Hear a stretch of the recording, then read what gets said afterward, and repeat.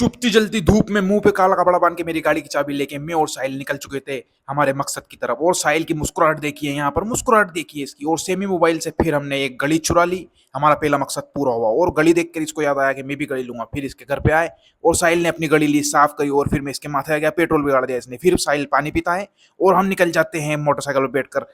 लेकिन हमें फिर याद आता है मोबाइल भी तो लेना है। फिर मोबाइल लेने के लिए वापस आते हैं, इस्माइल देखिए, इस्माइल देखिए। फिर रास्ते में हमें एक नदी दिखाई देती है जो कि काफी खतरनाक सूख चुकी थी। और फिर एक बियाबान जंगल दिखाई देता है जहां पर ज्यादा कुछ नहीं, लेकिन दो शेर मोटरसाइकिल पर दिख जाते हैं, स्प्लेंडर पर। सामने एक पहाड़ दिखाई देता है जहां पर कुछ लोग सफेद सफेद टेंट लगाकर अपना कबीला बनाकर बस चुके थे।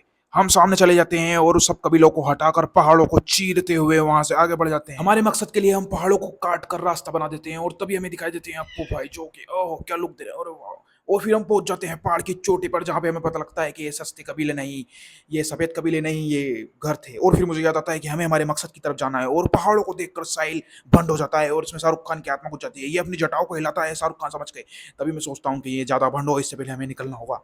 और फिर हम निकल जाते हैं हमारे मकसद की ओर। और फिर हम पहुंचते हैं आगे की तरफ जहां हमें दिखाई देते हैं हमारे मामू। तभी यहाँ पर हमें काफी सारे लोग दिखाई देते हैं जो हमारे इंतजार में बैठे थे भीड़ लगाकर। और हम पीछे के रास्ते से एक कमरे में घुस जाते हैं जहां पर साहिल भाई फिर से जटाओं को हिलाता है और हम यहाँ पर बैठ जाते हैं। फिर हमें पता लगता है हमारे एक मुखबर के बारे में जो यहाँ पर पहले से आ चुका था।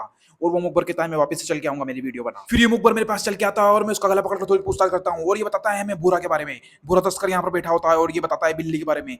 बिल्ली से हमें थोड़ी पूछताछ करनी होती है, लेकिन ये बिल्ला निकलता है और ये एक इशारा करता है ऊपर की तरफ। फिर हमें पता चलता है, बोलो, मेरा नाम हुसैन पठान कद्दू दरोगा, 3.5 साल नीमच सिटी का बादशाह रहा हूँ, नीमच शहर में। और फिर हमें मिल जाती है रोटी और रोटी पे जो टूट के पड़ते हैं हमारा मकसद मुर्गा पूरा हो जाता है। और मुखबर नंबर 1 सबसे पहले हमला करता है रोटी पे और ये कोल का इशारा करते हुए। और ये रोटी है और ये देखो हमारी सब्जी की प्लेट, मेरी सब्जी की प्लेट में कम थी। और इधर दिखती मुझे नल्ली, नल्ली छीनने के लिए मैं हमला करता हूँ लेकिन नल्ली मुझे नहीं मिलती। और इस तरह से हमारा मकसद मुर्गा पूरा हो जाता है। क्या कहते हो?